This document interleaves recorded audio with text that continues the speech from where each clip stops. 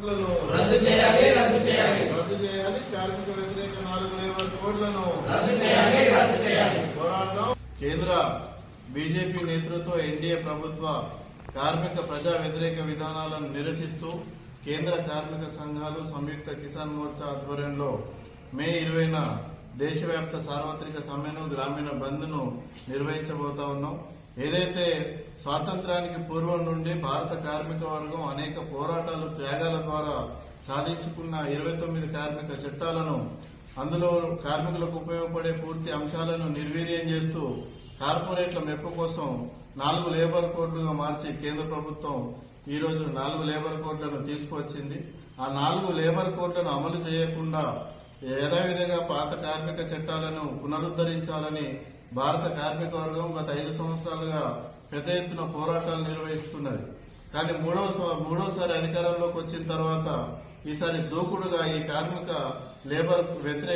వ్యతిరేక లేబర్ కోడ్లను అమలు చేయాలని చెప్పేసి బీజేపీ నేతృత్వ ఎన్డీఏ ప్రభుత్వం ఈరోజు కార్యరంగంలోకి దిగింది. దీన్ని భారత కార్మిక వర్గం పూర్తిగా వ్యతిరేకిస్తా ఉన్నది. ఏదైతే మార్చిన అంశాలు ఉన్నాయో వాటిని పూర్తిగా తొలగించాలి, పాత కార్మిక చట్టాలను యథావిధిగా కొనసాగించాలి, లేబర్ కోడ్లను వెంటనే రద్దు చేయాలి, 8 గంటల పనిదినాన్ని యథావిధిగా కొనసాగించాలి. భారత కార్మిక వర్గానికి ఈరోజు కనీస వేతనం 26,000 రూపాయలు చెల్లించాలి. అదేవిధంగా ఏదైతే కేంద్ర ప్రభుత్వ రంగ సంస్థలు ఉన్నాయో ఈ ప్రభుత్వ రంగ సంస్థలు ప్రజల ఆస్తులు, ఈ ప్రజా ఆస్తులని కార్పొరేట్లకు, అదాని అంబానీలకు ఈరోజు కారుచౌకగా బీజేపీ ప్రభుత్వం కట్టబెడతా ఉన్నారు. ఈ ప్రజా ఆస్తిని కాపాడుకుందాము, ప్రజల ఆస్తులను కాపాడుకుందాం అని చెప్పేసి ఈ సమ్మెతో మేము పోరాటం చేస్తా ఉన్నాం. అదేవిధంగా సంయుక్త కిసాన్ మోర్చా కూడా ఈరోజు మా సమ్మెకు పూర్తి స్థాయిలో మద్దతు తెలుపుతా ఉన్నది.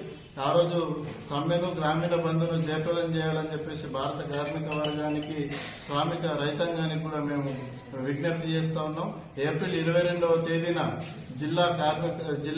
జిల్లా కేంద్రంలో ఈ బజరంగ్ ఫంక్షన్ హాల్లో సంయుక్త కిసాన్ మోర్చా కార్మిక సంఘాల ఆధ్వర్యంలో జిల్లా సదస్సు నిర్వహిస్తా ఉన్నాం.